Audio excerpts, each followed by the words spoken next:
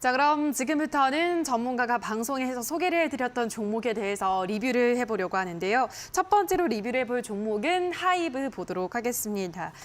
방탄소년단 멤버들 이제 병역 특례에 대해서 여론조사를 했는데 국민의 절반 이상이 좀 반대를 한다는 여론이 나오면서 네. 어제 좀 밀렸고 오늘도 네. 조금 밀렸잖아요, 전문가님. 그렇죠. 괜찮을까요? 아무래도 좀 선전해라라는 의견을 네. 좀 줄 거라고 좀 예상을 했는데 전체적으로는 뭐 그렇지 않은 의견들도 상당히 좀 많았다라는 걸 알 수가 있습니다.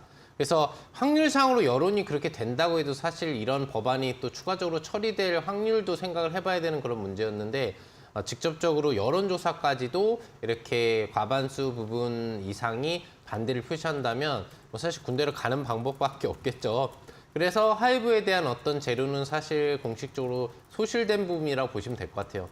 그래서 제가 이미 뭐 야간 무료 방송이라든지 장중 무료 방송에서도 언급을 해드렸습니다만 우리가 매매를 했었던 매매법이 사실 순절선도 짧고 그래서 매매를 하는 라인이 상당히 타이트했었던 부분이 되거든요.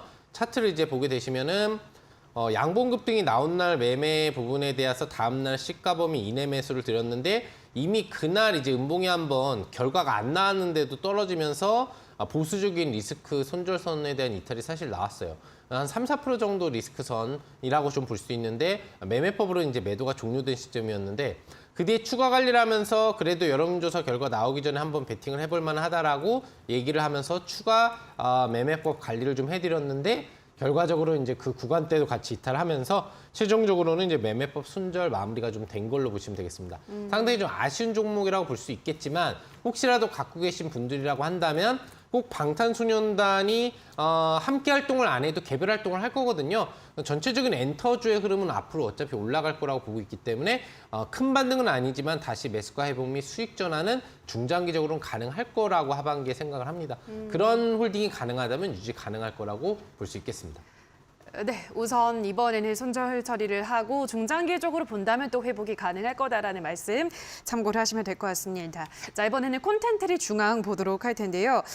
콘텐츠리 중앙은 그 넷플릭스 가입자 수가 또 감소를 하면서 콘텐츠주에 대한 투자 모멘텀이 좀 약해졌다라는 의견도 있던데요. 어떻게 보시나요, 전문가님은? 예, 그런 이제 넷플릭스의 어떤 의존도는 좀 줄어든다라고 좀 볼 수가 있는 것 같아요. 근데 이 종목은 이제 주요 사업 영역이 그 넷플릭스하고의 협약 사업뿐만 아니라 JTBC라든지 또 메가박스를 소유하고 있는 업체이기 때문에 영화 관련 사업 그리고 드라마 관련 방송사 사업 부분 영역이 훨씬 더 넷플릭스보다는 좀 큰 영향을 차지해요. 이슈 측면에서는 넷플릭스 효과가 조금 강한 차트들이 예전에 나왔습니다만 실제 위드 코로나 같이 실적 개선을 하는 부분에서는 영화 손실, 적자가 흑자 전환되는 게 중요하거든요. 그런 부분들이 메가박스 실적 개선이 조금씩 진행되고 있는 부분으로 놓고 본다면 앞으로의 방향성 상당히 긍정적이다라고 볼 수 있겠습니다. 자, 차트 보시면은 그래서 이제 바닥 확인을 한번 해주고 주가의 상승력이 지금 나오고 있는 중이에요. 최근 주가가 떨어지고 있는데도 반등이 나온다는 얘기는 그만큼 어떤 위드 코로나 효과와 이 종목의 실적 개선에 대한 기대치를 갖고 있다는 얘기거든요. 목표 주가도 높게 잡지 않은 종목인 만큼 안정적으로 9월 중에 들고 있으면 목표가 달성 가능성도 높다라는 거 생각하시면 좋을 것 같습니다.